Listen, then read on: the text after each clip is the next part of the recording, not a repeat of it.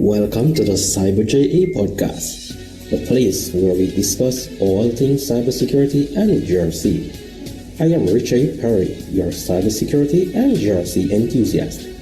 The aim of this podcast is to provide a meaningful value-added platform via which upcoming cybersecurity professionals like yourself can gain insights from various topics covering cybersecurity and GRC that will enable them to become professionals that the industry demands. Stay tuned for what next on the CyberJA podcast.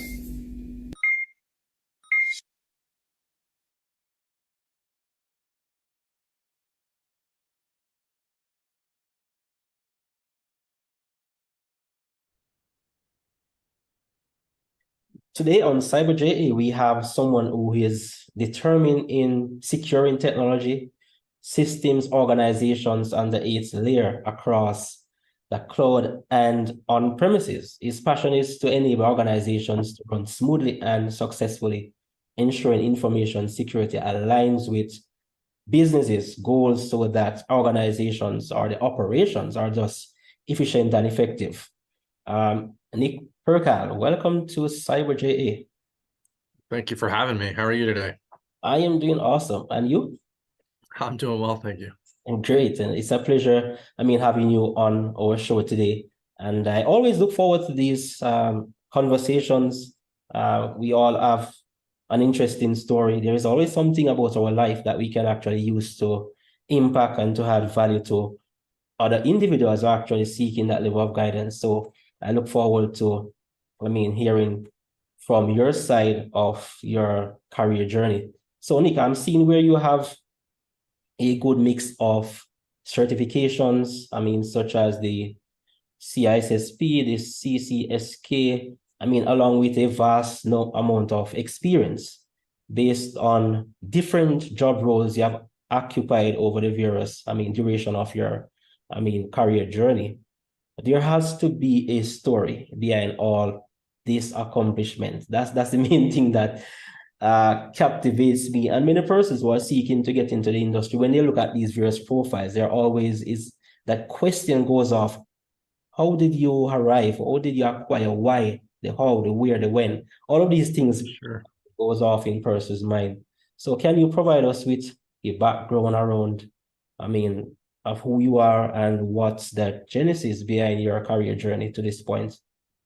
Yeah, sure. So I started off, I was in college and I went to college for hotel and hospitality. And that's not tech at all, right? Definitely not. It's people, it's, customer service. And that's where I was headed in, that was my mindset back in college is I want to be in the hotel industry and, operate, run, and own a hotel one day. And I got out of college and I said to myself, you know what? I honestly, I just didn't want to work 80 hours a week. And, this was back in 2008. So I used my degree to find a role working for a hospitality software company. And it's there that I really got a foothold in technology and everything that I know now, a lot of what I know now. I was a installation specialist and trainer. That was my title. Now, in this, as it is today, that's not an entry-level role. I went into that role with the soft skills, right? The people skills, okay, I can talk to you about this. And I had the hotel side of it. Well, the purpose and goal of that company is to install the hotel software so the hotel can take reservations and bookings and, things like that from online sources, direct, what have you. And I was fortunate enough to get that opportunity and be able to learn SQL, be able to learn about databases, be able to learn about computer systems, right? And the file structure and all that stuff. And I had some basic knowledge prior to that, but it wasn't anything more than using the computer for school assignments, right? So it was in that job that I really got my foundation and experience, on the job experience, right? And then on top of that, being a trainer, right? And doing the public speaking thing. So it's definitely something that's led me to where I am today. And I progressed after that job with that company, and I progressed there too. I was on the help desk side, supporting the users, or the users of the software, right? And also supporting the interfaces, the APIs that talk to one another for the different programs. Okay. And then after that, I moved on and did some information systems sysadmin work, and then did some more IT.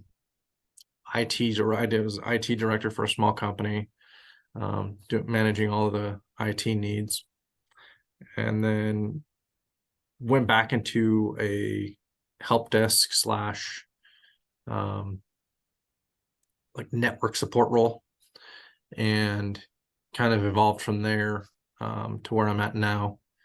The certifications, those didn't come along right away. I didn't start out getting certifications. I was in the industry for, I think it was 12 years, and then I finally got a certification. And then after that, I was like, okay, let's continue to build that knowledge. Let's continue to grow, right?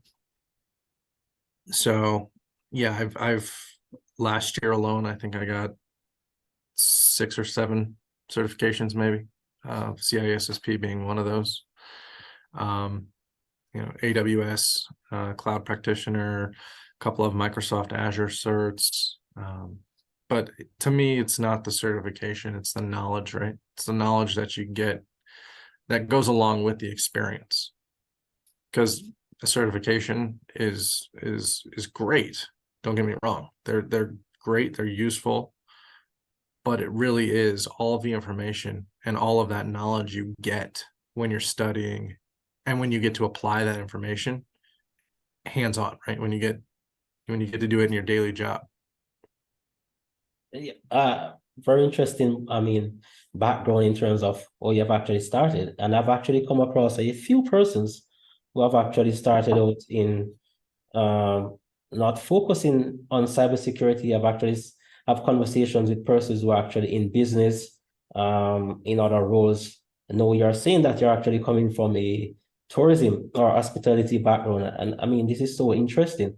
When I think about myself as well, when I initially started out, I always had a love for, architecture. That was where my main focus was in. I never knew that I would have actually found myself into IT, cybersecurity. I started out as simple as a computer technician. I started enjoying it, and I moved along that same, vertical in terms of network administration, system administration, and I actually grew into it. So this is also saying that the path that you're actually seeking at times to build your career might not be exactly the way you want it, but it's a matter of capitalizing on the various opportunities that exist to actually get your foot, through the door, as they would say. Can you shed some more light in terms of when you think about where you are now and how it is that these doors have actually been open to you? What exactly have you been doing in terms of actually moving to all these various job roles in your career? Sure. So, it all really all comes down to making sure you have an end goal in mind, right? You want to make sure that, okay, so this is where I want to be. And I didn't have this for a while, right? I was in that first role, I was in the first job, and I was enjoying it. I got to travel all over the world, in the country. Great job, great opportunity.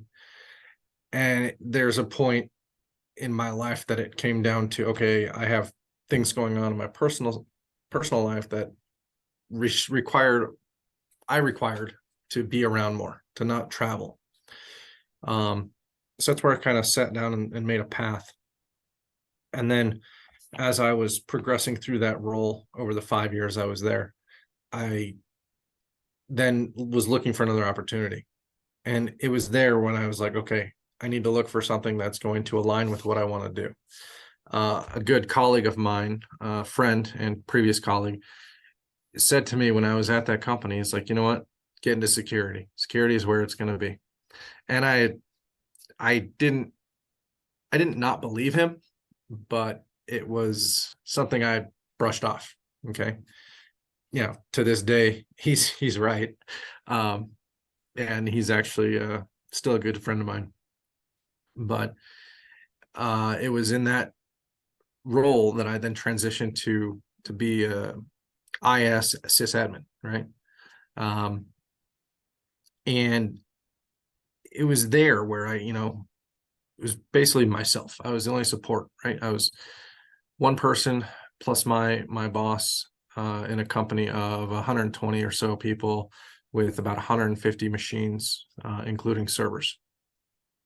And I did all of the desktop support.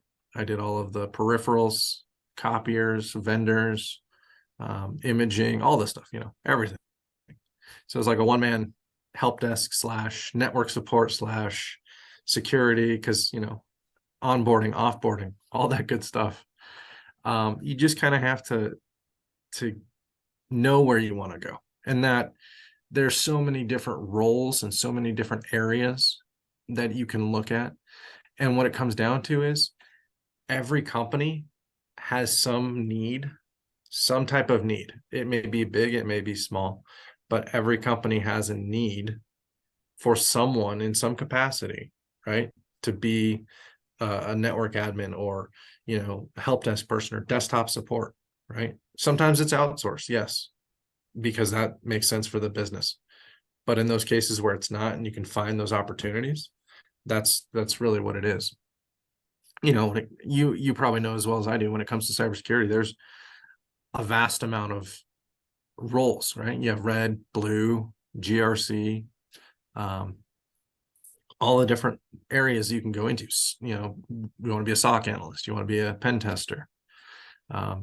It really comes down to narrowing down what you want to do. And I think once you can do that, once you have that base, you're going to be better off moving down towards that path. Because, you and I could say, okay, go get a certification.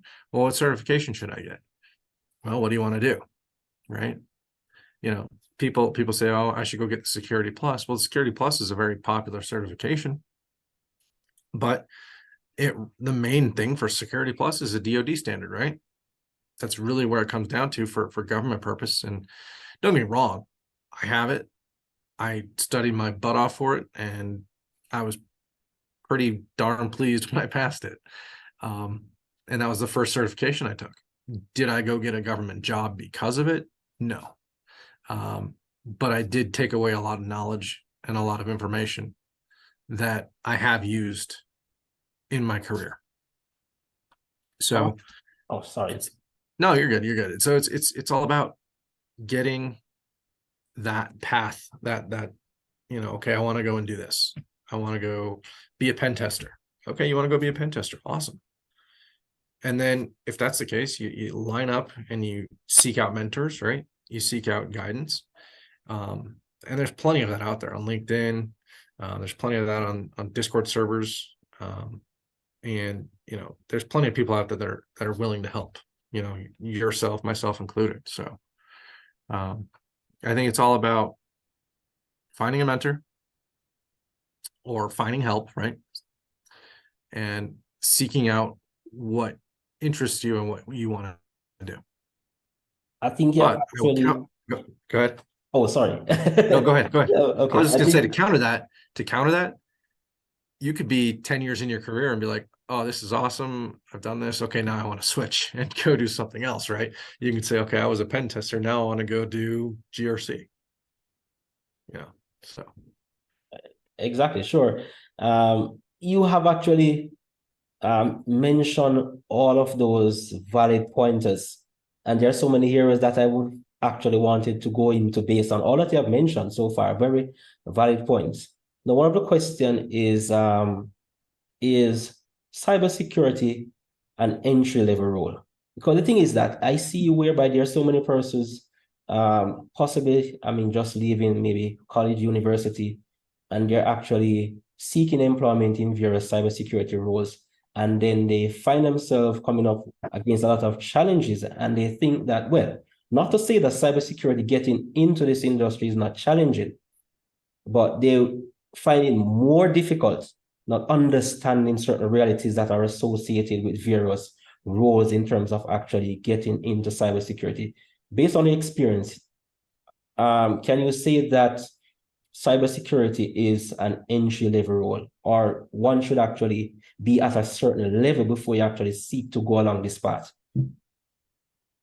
You know, it's very interesting that you bring that up, because it on one hand, people say, oh yes, it's entry level, but no, it's not. It's, you have to have fundamentals, you have to know networking, you have to, I mean, the more fundamental stuff you know, the easier it makes it for you to understand the more technical, detailed pieces of it. Now, that's not to say you can't get into it as an entry level role, but even those entry level roles still want you to have some foundational knowledge and experience. So no, it's not technically entry level.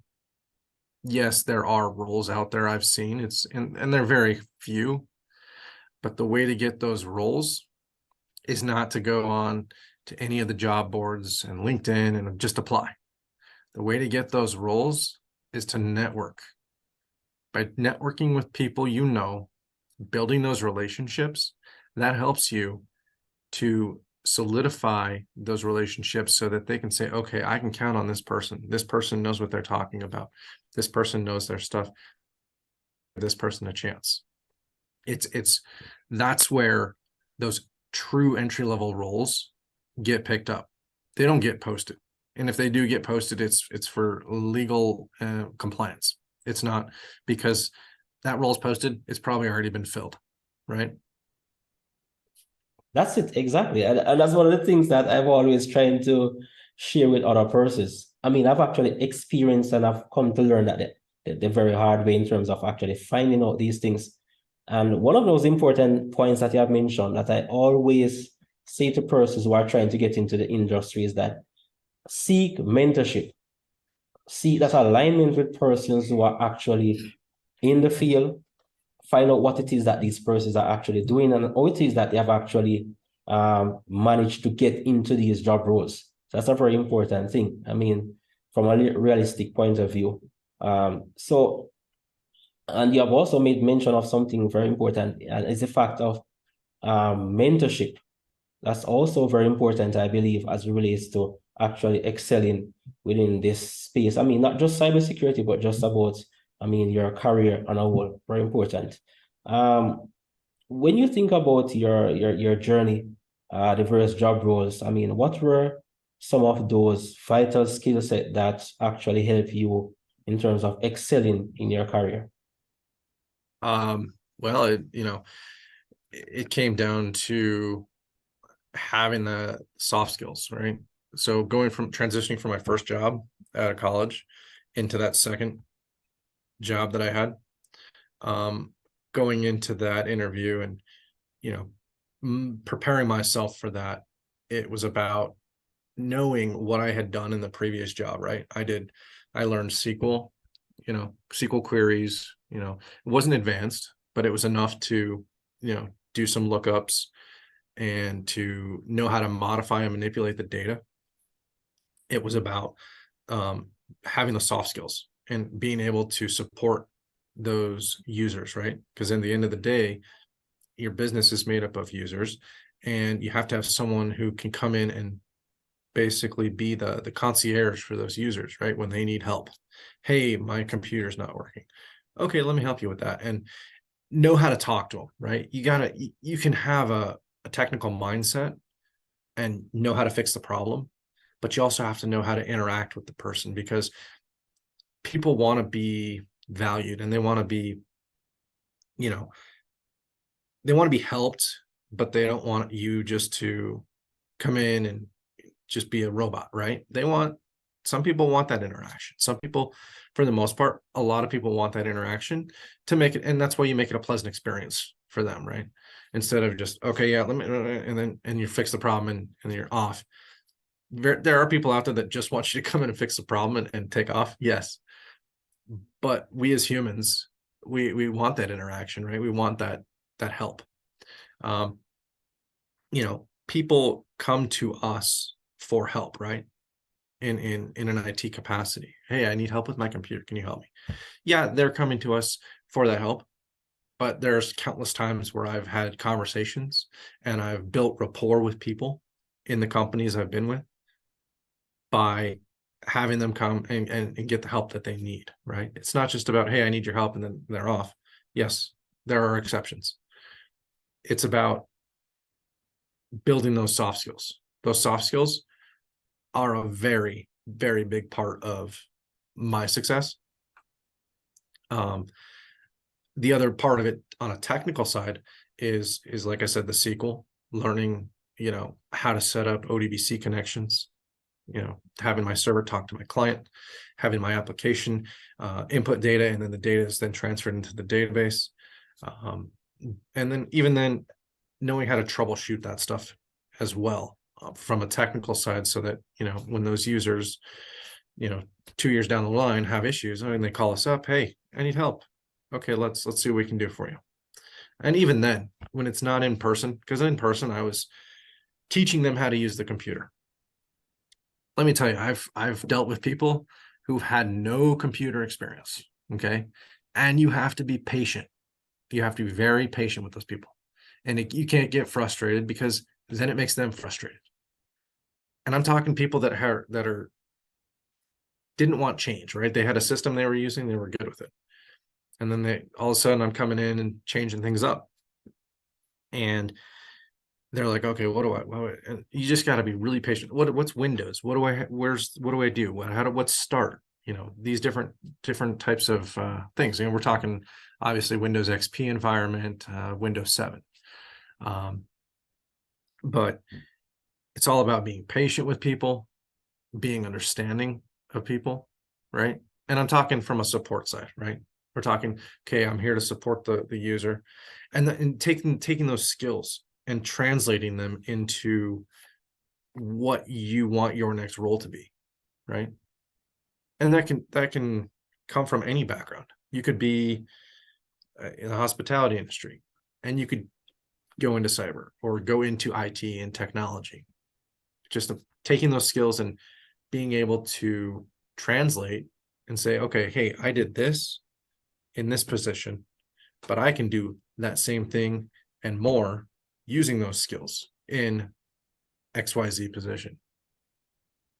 Yeah, definitely. I think that's very important. I mean, as you spoke, I was like reminiscing back in the day. I mean, from my previous life, that is. I think about it. I mean, starting out, back in the day, when you actually have, those DOS prompts, troubleshooting was like a nightmare. But to be honest, based on where we are now, I came to appreciate all of that is involved. You mentioned a number of things that I could actually take this conversation and actually deep dive into some of those fun areas. But hopefully in some future conversations. But it boils back down to the fact that when you're actually seeking to, excel in cybersecurity, it's always important to have the very fundamental skills. There's no way you can be going into cybersecurity, even if it is that you're not going into that very technical area. Even if it is GRC, I can say that based on experience that you are better at GRC when you have some amount of technical experience or technical understanding. For example, even as basic as maybe carrying out an IT general control audit, being able to sit with those persons within those departments and ask the right question makes a difference in terms of how do they see you as an individual and the level of respect that they have for you, even as an IT auditor from a GRC perspective. So that's a very important point to build on the foundational skills. Not to say that you have to be very deep technical, but at least have those basic principles. how it is that computers actually communicate, network, the internet operates, security, all of these basic, CIA triad principles is very important. Just before we actually conclude this conversation, just one question I have for you is that during your career journey, you no doubt would have had many challenges along your path. Can you share some of those, experiences and ways that you have managed to overcome and excel despite those, setbacks? Sure. So one point back to what you were saying though, when it comes to GRC, it's definitely, like you said, it's not necessarily entry level either. But in a GRC capacity, I will stress again, soft skills and communication and knowing how to talk to those people, because you're talking to executives, you're talking to board members, you're talking to those people who make those decisions. Yes, you're coming in and auditing or doing audits for them in different departments, but it's all about talking to the people and communicating. And you got to have those skills to be able to do that. And I will tell you, I'm an introvert, and I know a lot of people in IT and technology who are, but don't get me wrong, I enjoy having conversations and I enjoy this, and I really appreciate you having me on. So hard, let's see, you said things that I've had trouble with or had to overcome. Trying to get through to upper management, right? And get progress in my career. And that has been a tough thing for me the past couple of years. And that's changed, but only because the upper management that was in the way, or that was kind of blocking that, is no longer here. But it's still important that no matter whether or not you get along with someone or not, that you do your best to do so. You got to do your best to try and get along with upper management, regardless of your like or dislike of them, or how well you do or do not get along. That was one challenge that I definitely have faced, right? And I butted heads a lot, and oftentimes I was like, okay, and I continue on and do what I could to try and be proactive. And being proactive kind of unfortunately backfired on me at a couple times. And it's like, oh, you were being proactive. Nope, don't like that. And so it's, I think everyone at some point in their career is going to have that, where they have upper management or supervisor or something like, or someone in the capacity above them that they're going to butt heads with. And unfortunately that has happened to me, and it was very unfortunate. And I am fortunate now that we have someone in place that's come in to fill those shoes, that it's like a complete 180, right? It's changed my outlook. It's changed my my whole demeanor at work, right? It's been much better. Very open to ideas and very open to and receptive of the thoughts and ideas that the entire team has, not just me, right? So it's having a good leader. And I say leader because, managers are good, but having a good leader in place is definitely important. And when you do have that, the work you do may not be the work you want to do, but having that leader can definitely make that work that much more enjoyable.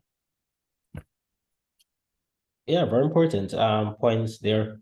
We all have our challenges, and one of the main reasons why I asked this question is that so many times persons assume that the fact that someone has many years of experience. They have acquired much in terms of certifications and various job titles, then their life or their career path would have been a very easy pathway. But we do have our challenges, but is the mindset, the approach, and the way that you actually deal with these challenges that actually makes the difference in the way you actually progress, not to mention the attitude that you possess along your job career path.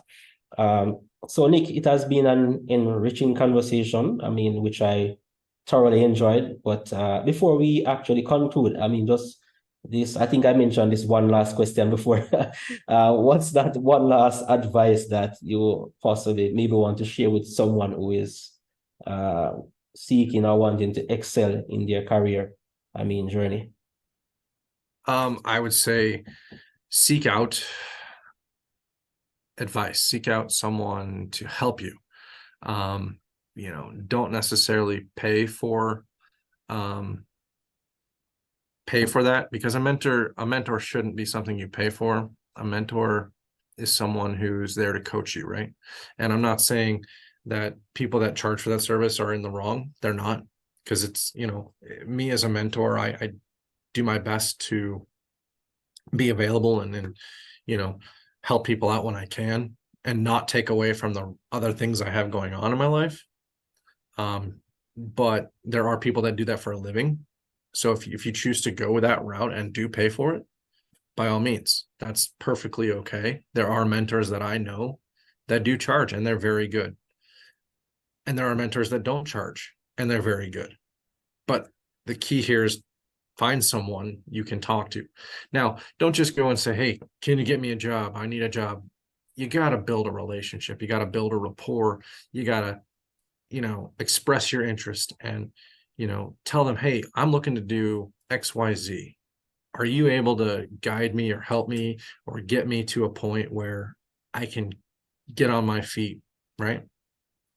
So the biggest takeaway that I think anyone looking to get into, or even those people that are in the industry, you know, have mentors. I have several people I talk to that I bounce ideas off of, or that I, you know, go to for advice. Is definitely have a mentor, have someone you can go to, have someone you can talk to, and someone that, you know, you feel comfortable with and that you feel can help you achieve your goals. Nick, this has been an awesome conversation, a very wonderful note to end on based on the advice, the various nuggets of information that you have actually shared. I know those persons who are listening or will be listening to this conversation will value, I mean, the various points that you have actually shared with us. So, Nick, it was indeed a pleasure having you on the Cyber JA show, and I look forward to many more future conversations. Thank you. It was great to be on. Awesome. Guys, until then, stay tuned for all future recordings on the Cyber JA show with me, your host, Richie Perry.